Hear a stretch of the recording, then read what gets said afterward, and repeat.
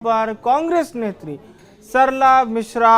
मामला 28 साल बाद एक बार फिर से चर्चा में आया है। उनके भाई टीटी नगर थाने पहुंचते हैं और उसके बाद आरोप लगा देते हैं तत्कालीन मुख्यमंत्री दिग्विजय सिंह और उनके अनुज लक्ष्मण सिंह, और उस वक्त जो सरला मिश्रा की मौत के मामले की जांच कर रहे थे अधिकारी, उनको लेकर सुनिए क्या कुछ कहा उनके भाई ने।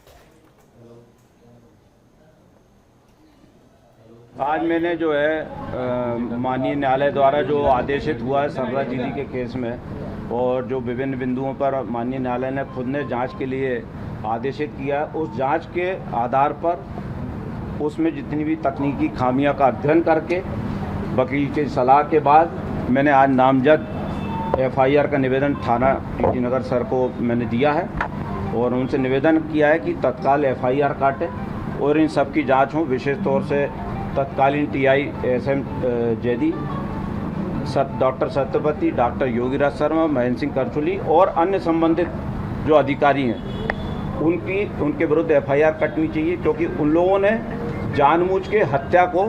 आत्महत्या में परिवर्तित किया और जिनके कारण किया उनके नाम है दिग्विजय सिंह और लक्ष्मण सिंह। उनकी भी इनमें संलिप्तता की जाँच होनी चाहिए, ये मैंने स्पष्ट लिखित किया। आवेदक अनुराग मिश्रा ने आज एक आवेदन दिया है जिसमें कोर्ट का आदेश भी लगा हुआ है।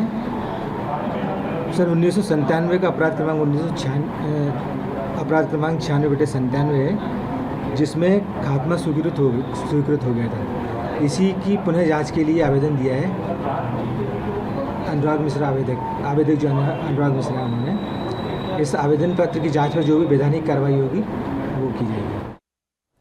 भोपाल से हमारे सहयोगी रंजन इस वक्त लाइव जुड़ रहे हैं। रंजन, ये तो समझा जा सकता है 28 साल बाद गूंज हो रही है, लेकिन साफ तौर पर सरला मिश्रा के भाई आरोप लगा रहे हैं पूर्व मुख्यमंत्री दिग्विजय सिंह, उनके भाई लक्ष्मण सिंह और वे अधिकारी जो सरला मिश्रा की मौत के मामले की जांच कर रहे थे। जी बिल्कुल, देखिए तो 28 साल बाद एक बार फिर से सरला मिश्रा का केस जो है वो खुलने वाला है, क्योंकि कोर्ट का साफ तौर पर आदेश सामने आया, जिसके बाद से आज एक बार फिर से सरला मिश्रा के जो भाई हैं वो टीटी नगर थाना पहुंचे थे और पूर्व मुख्यमंत्री दिग्विजय सिंह और उनके छोटे भाई सहित जो अधिकारी जो उस समय जांच कर रहे थे उनके ऊपर एक FIR दर्ज करने के लिए TI से अपील की है। क्योंकि सीधे तौर पर देखेंगे तो ये जो पूरा मामला था 1997 में आया था, जब सरला मिश्रा की मौत उनके ही सरकारी आवास में हुई थी और ये जो मौत का कारण बताया गया वो जलने के कारण उनकी मौत हुई थी। जिसके बाद से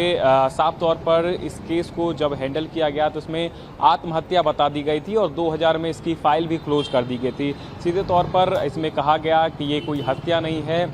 ये एक आत्महत्या है, लेकिन कोर्ट ने कई सारे सवाल पूछे थे। जब कोई व्यक्ति 90% से अधिक जल जाता है तो उनके पूर्व में कैसे हस्ताक्षर थे, और साथ ही साथ जब ये घटना हुई थी तो उस दिन पूरा रूम उनका साफ था, यानी कहीं भी किसी प्रकार के साक्ष्य बरामद नहीं किए गए, ना कोई फिंगरप्रिंट लिया गया और ना ही किसी से पूछताछ की गई। एक तरीके से लीपापोती करके 3 साल बाद इस पूरे केस को क्लोज कर दिया गया, जिसकी आपत्ति जो है उन्हीं के भाई ने जताई। उन्होंने साफ तौर पर कहा पुलिस ने जो केवल जांच किया है वो केवल एक औपचारिक जांच थी, इसमें कोई भी कुछ भी सामने नहीं आया, और इसी बात की नाराजगी कोर्ट ने भी जताई। और उसके बाद 28 साल बाद एक बार फिर से इस मामले को एक बार फिर से खोला गया है, जहाँ पर आज एक बार फिर उनके जो भाई है सरला के उनके भाई पहुंचे थे टीटी नगर थाने, और जो मुख्य आरोपी वो बनाना चाह रहे हैं वो पूर्व मुख्यमंत्री दिग्विजय सिंह है और उनके छोटे भाई है। लेकिन अब देखने वाली बात होगी, क्योंकि कोर्ट में ये पूरा मामला चल रहा है, कोर्ट ने आदेशित भी कर दिया है कि इस मामले की जांच एक बार फिर से की जाए और जितने भी पूर्व अधिकारी रहे हैं उनके भी बयान दर्ज किए जाए, किस तरीके से उन्होंने इस पूरे मामले की छानबीन की थी और कौन से साक्ष्य उस दौरान उन्होंने बरामद किए थे। वो तमाम सारी चीज़ें एक बार फिर से सबके सामने आने वाली है, लेकिन अब इसमें कुछ समय लग सकता है। लेकिन एक बार फिर से इस केस में अब देखने वाली बात यह होगी कि क्या नया मोड़ सामने आता है, क्योंकि जो मुख्य आरोपी इसमें बनाए गए हैं वो पूर्व मुख्यमंत्री है, अब उन पर भी जो है जांच की जाएगी। देखिए, आप रोचक बात यह है कि दिग्विजय सिंह 1993 से 2003 तक मध्य प्रदेश के मुख्यमंत्री थे। इसके बाद फिर अनवरत बीजेपी सरकार लेकर ये मामला बाहर आया, पर इस तरह से FIR के लिए बिल्कुल पहुंचना और उस पर फिर पुलिस की भी प्रतिक्रिया ये नहीं आई थी। लेकिन अब किस तरह से जांच होगी और सियासत में कितने बयान आएंगे, ये हम लगातार देखेंगे। रंजन, बहुत बहुत धन्यवाद हमारे साथ जुड़ने के लिए, शुक्रिया आपका।